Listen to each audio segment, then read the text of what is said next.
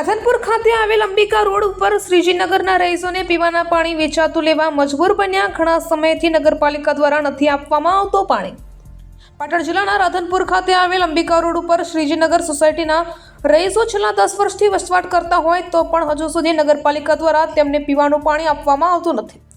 નગરપાલિકા પાસેથી પૈસા ભરી ટેન્કર મંગાવી પાણી પીવા શ્રીજીનગર સોસાયટીના રહીશો મજબૂર બન્યા છે। છેલ્લા ગુજરાત સરકાર અને ભારત સરકાર તથા નગરપાલિકા પાણી પુરવઠા વિભાગ પીવાનું શુદ્ધ અને ચોખ્ખું પાણી આપવા માટે મોટી મોટી વાતો અને જાહેરાતો કરે છે, પરંતુ રાધનપુરનો એક વિસ્તાર એવો છે જેને છેલ્લા 10 વર્ષથી નગરપાલિકા દ્વારા પીવાનું પાણી આપવામાં આવતું નથી।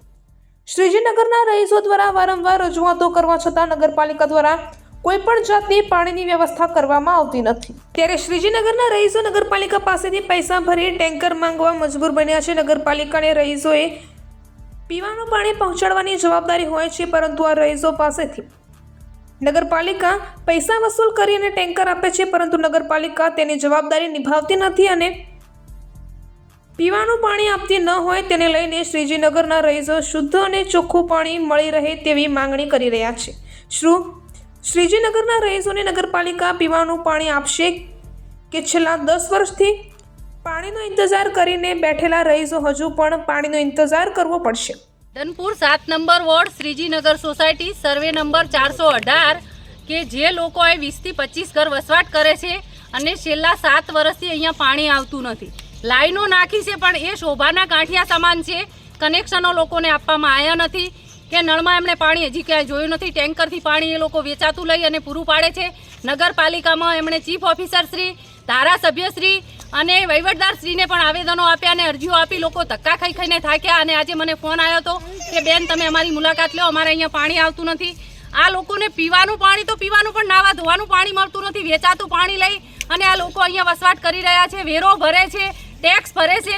તો એ લોકોનો ટેક્સ અને વેરો શા માટે લેવામાં આવે છે અને આ પાણીની સુવિધા પૂરું નથી પાડી શકતી નગરપાલિકા? અને નગરપાલિકા એક બાજુ એમ કહે છે કે અમારા અંડરમાં સોસાયટી નથી આવતી, તો સામે જ એક દાખલો બેઠો છે કે નગરપાલિકાએ મકાન બનાવી આપેલું છે, તો નગરપાલિકાને અહીંયા પાણી નથી આપવું, આ એક કિનાખોરી રાખી રહી છે।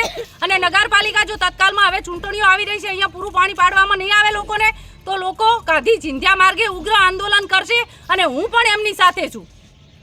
સોસાયટી અમારા મઘાપુરા રોડ રાધનપુર। મારું નામ ભેમાભાઈ જીવાભાઈ રબારી। અમે છેલ્લા 7 વર્ષથી આ સોસાયટીમાં રહીએ છીએ। નગરપાલિકામાં વારંવાર રજૂઆત કરવા છતાં કોઈ પણ એનો પાણીનો મને કોઈ રસ્તો પડ્યો નથી કે પાણીની કોઈ લાઈન આપી નથી। અને અમે ધારાસભ્ય સુધી રજૂઆતો કરી, કોઈ પણ કર્મચારી, આગેવાન, લોકસેવકો બધાને રજૂઆત કરી, પણ કોઈ અમારો આ પ્રશ્નનો નિકાલ થતો નથી। પાણીનો અમને પ્રશ્ન મોટો પ્રશ્ન છે। તો આ કને 20-25 ઘર રહેશે અંદાજે, પણ પાણીની વ્યવસ્થા કોઈ જ નગરપાલિકા કે મામલતદાર કચેરી કે કોઈ કરી આપી નથી। મઘાપરાના રોડે રહ્યો છો અમે, શ્રીનગર રોડ અમારો સિસોટી, એમાં અમે 10 વર્ષથી રહ્યા છો અહીંયા। અમે ત્યાં પાણી હજી ભાર્યું નથી। પાણીનો બહુ ત્રાસ છે। ત્યાં પાણી પીએ, ત્યાં નાવે ધોવે એવું પાણીનું નથી। અમે કેટલી અદન અરજીઓ આપી, નગરપાલિકામાં ગયા, પણ અમને કાંઈ ઉતરવી વાતનો મળ્યો નહીં ભાઈ। હરવેરા લઈ જાય, એમાં લાઇટે નહીં, ત્યાં ઢાંફલે કે બીજે ગોળા કે બીજું લાઇટ વેચાય છે નહીં।